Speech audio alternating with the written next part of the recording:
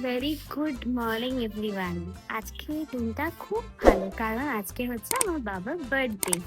তো সকালবেলায় এখন আমরা রেডি হয়ে যাচ্ছি লেক কালীবাড়ি পুজো দিতে। আপনারা তো অলরেডি জানেন যে দাদাই আমাদের কাছেই থাকে। দিদা চলে যাওয়ার পর তো দাদাইকে একা রেখে তো যাওয়া যায় না, তাই বোন দাদাইয়ের সাথেই আছে। আমি, বাবা, মা যাচ্ছি লেক কালীবাড়ি। খুব সুন্দর লাগছে। দেখো, বাবার এটা নতুন জামা, এটা মা বাবাকে বার্থডে উপলক্ষে গিফট করেছে।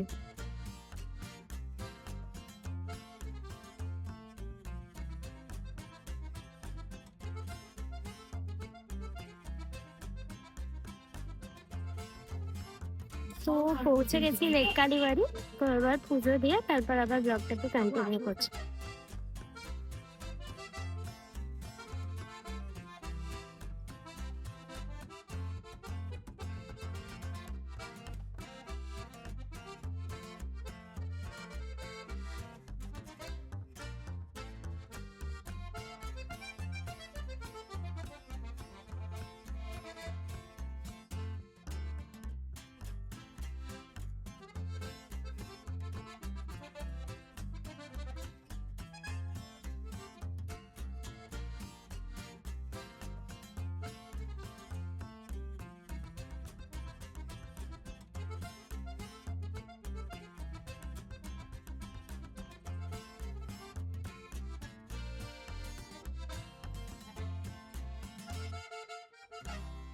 তো এখন পুজো দিয়ে ফিরছি লেক কালীবাড়ি থেকে। এখন অঞ্জলি বন্ধ হয়ে গেছে। বললো করোনার সময় থেকেই নাকি অঞ্জলি আর হয় না, এখন শুধু পুজো মাকে নিবেদন করা যায়। আর কিছু কিছু অকেশন, যেমন কালী পুজো, তারপর নববর্ষ, তো যখন কোনো রকম স্পেশাল অকেশন থাকে তখনই শুধু অঞ্জলি হয়। আর আজকে রোববার বলে একদম ফাঁকা ছিল, তো ভালো করে পুজো দিয়েছি। এখন যাচ্ছি বাড়ি ঢুকতে। তো এখন দুপুরবেলা 12টা, 12:30 বাজে। এখন আমরা একটু বেরোচ্ছি সবাই মিলে, যাচ্ছি হচ্ছে লাঞ্চ করতে। বাবার বার্থডে উপলক্ষে বাবা আমাদেরকে আজকে ট্রিট দেবে।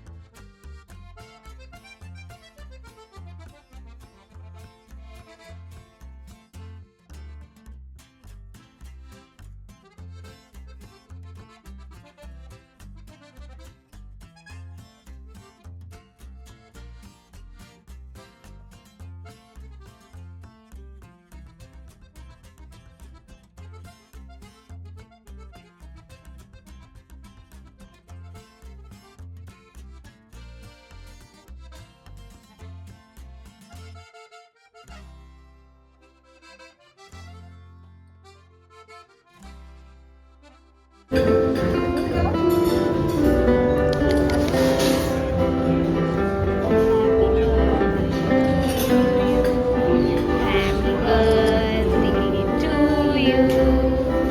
Happy birthday, dear Baba. Happy birthday to you. Yay!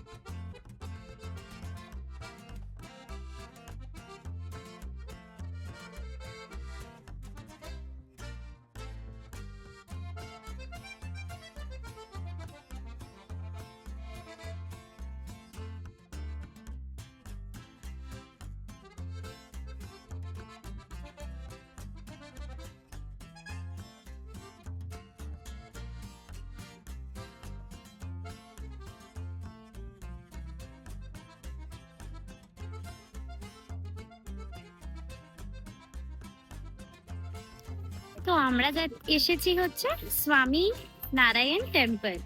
এটা হচ্ছে জোকাতে। তো আমি অনেকদিন আগে একবার এসেছিলাম, আজকে আবার এসেছি। আজকে অনেকটা সন্ধে হয়ে গেছে। এর আগে যেদিন এসেছিলাম সেদিনকে তখনও মানে সানসেট হয়নি, বাট এখন যেহেতু রাতে এসেছি তো রাতে মন্দিরটাকে দেখতে পুরো আলাদাই লাগছে। তো চলুন আপনাদের সাথে আমি মন্দিরের ব্যাপারে শেয়ার করছি।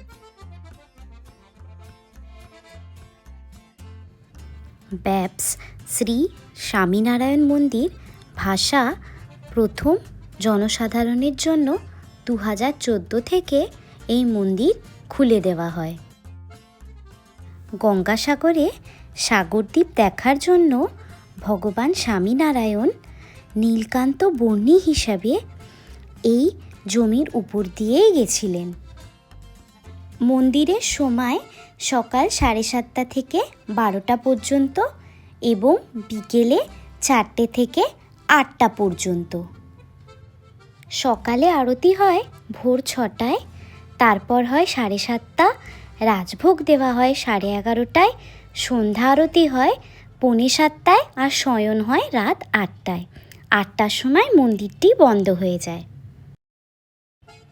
এখানে ক্যান্টিনও আছে, বাট পুরো ক্যান্টিনটাই হচ্ছে ভেজ, আর এখানে বিভিন্ন ওষুধও পাওয়া যায়, এটাও আপনারা দেখতে পারেন।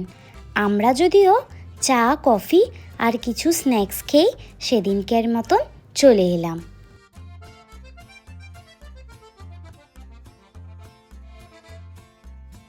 তো আমরা আজকে এসেছিলাম স্বামীনারায়ণ টেম্পলে।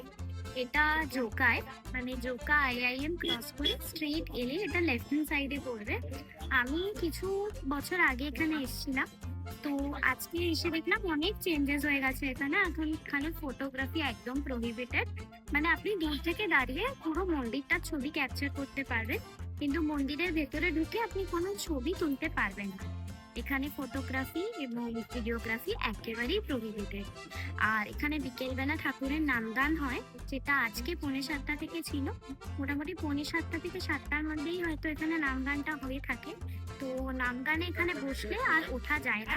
তো আমাদের যেহেতু আজকে সময় কম ছিল, তাই আর আমরা নামগানটা শুনতে পারি।